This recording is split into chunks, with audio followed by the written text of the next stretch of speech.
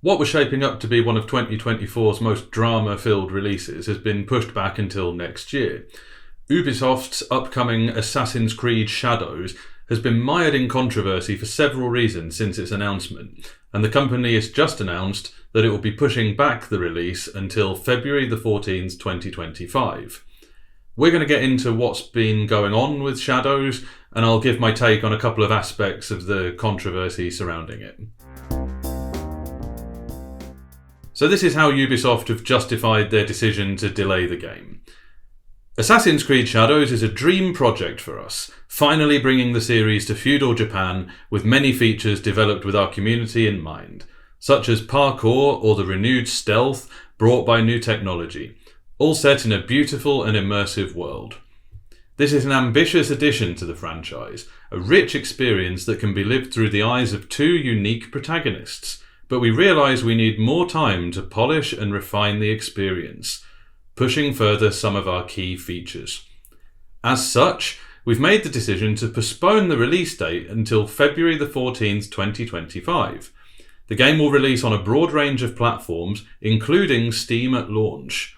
Additionally, pre-orders will be refunded, and all future pre-orders will be granted the first expansion for free.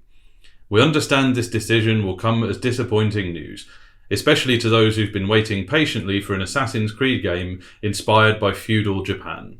But we sincerely believe this is in the best interest of the game and likely your experience as a player. Now, how have we got here?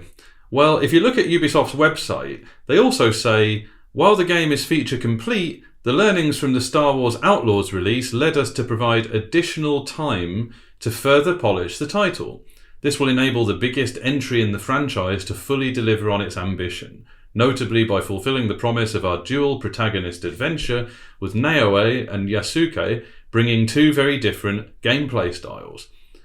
Which to me sounds like corporate speak for we realised Outlaws kind of sucked, so we have to make sure Shadows is actually good. And to be honest, they're right about that. Players of Assassin's Creed have been saying for years that Ubisoft should do an Assassin's Creed game set in Japan. Ubisoft know this, and I think it's become kind of an ace in the hole for them. It's a card they've got up their sleeve, knowing that if they play it, it will do pretty well. An Assassin's Creed game set in feudal Japan will almost certainly sell well, just owing to the amount of hype and speculation there's been in the fan community about one for so many years. Everyone knows that it's a setting that would work for the franchise, and games like Ghost of Tsushima basically proved it. The follow-up to that game, Ghost of Yotei, was announced recently, so Shadows will have some pretty fierce competition next year too. But Ubisoft really seem to be screwing up the PR campaign for what could be one of the best games in the franchise. For a start, in their promotional materials, they used the flag of a war reenactment group without seeking permission to do so, and were forced into apologising for it and removing the flag from its promotional materials. I've read that people have even spotted Chinese architecture in the game, even though it's set in Japan. And Ubisoft also saw fit to release this figurine of the game's two main characters, which sees the stealthy character, Naoe, perching on a half-destroyed Torii Gate. Now, Torii Gates are an iconic and sacred architectural item in Japanese culture, commonly found at the entrance to Shinto shrines.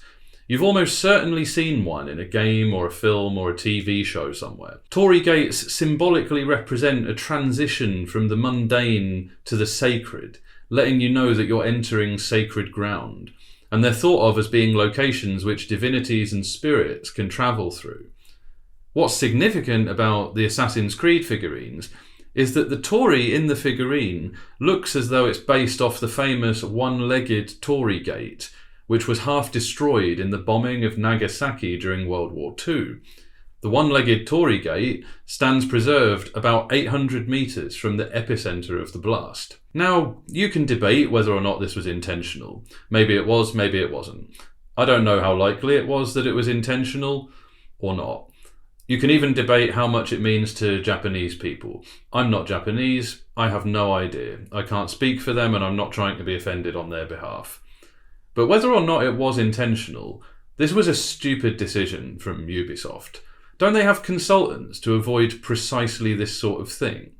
Like at some point, didn't they get their consultants and advisors in a room and ask, what do you think of the figurine? And someone would have said, I don't know, it looks a bit like the one that was broken in half by the Nagasaki bomb. And they'd have replied, okay, maybe we shouldn't go with that, just to be on the safe side. The whole thing just seems like a really stupid idea to me, a completely avoidable PR mistake. There's also been a lot made about the inclusion of a black samurai as a main character, but the character, Yasuke, actually is a figure in Japanese history, an actual black samurai. A Japanese historian called Yu Hirayama, an expert on this period of Japanese history, has come out since the announcement of the game and said that Yasuke is real. The historical records on him aren't exactly substantial, but apparently the real Yasuke arrived in Japan accompanying an Italian Jesuit priest and was summoned by the feudal lord Oda Nobunaga, who apparently wanted to see a black man. Yasuke was then recruited by Nobunaga and served as his samurai, being granted a sword, a house, and a wage. Yasuke was apparently even present when Nobunaga was assassinated. So as for including Yasuke as the main character, I actually don't care. I think that could be a legitimately interesting story to tell, with a huge amount of creative liberties taken with the historical truth, I'm sure. But these are games which take huge liberties with stories about real people. These games have had all sorts of real historical figures in them, doing all sorts of things they didn't actually do.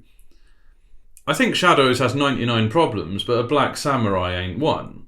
Public relations management definitely seems to be one. There are questions to be asked about the authenticity of its representation of feudal Japan, especially in comparison with games like Ghost of Tsushima and Ghost of Yotei. But there are people out there who know a lot more than me that will comment on that. The main problem it has, I think, will be its quality. Given how Ubisoft have been lately, there's just not that much hope it will be any good, and this kind of delay reinforces the public perception of that. Ubisoft's stock recently hit a 10-year low, so there's a fair amount riding on this for them, and people are already talking about how this could possibly be the end of Ubisoft as we know it if it goes badly. The recent additions to the Assassin's Creed franchise generally haven't gone down as well as the beloved older titles.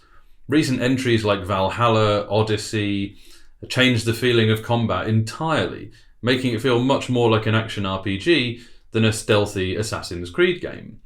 One of the positives about Shadows could be that with its two main characters, it seems to be leaning into both approaches, and they have explicitly said that they're renewing stealth as a focal point of the gameplay.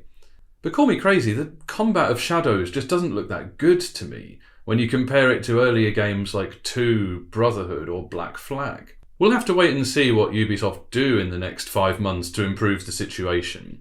But for now it seems likely that controversy will be overshadowing the release of Shadows, and a delay this late in the game is often a bad sign. Although back when Blizzard used to be a good company, they used to delay games that needed more time and say it'll be ready when it's ready. So who knows? I think the difference would be that Blizzard back then were a solid company, player and game first. Ubisoft, however, are in disarray, and there seems to be quite a lot of pessimism towards the project. A big gap between Ubisoft as a company and their player base, with no sign of it closing. Coupled with all the leaks and allegations about a toxic workplace environment and unprecedented decline, and it doesn't exactly give you much hope for their future. Anyway, that's just a little bit about the controversy surrounding Assassin's Creed Shadows. Thank you so much for watching. This has been Breaking the Game, and do join us for more news, reviews, and analysis in the future. Thank you very much, and goodbye.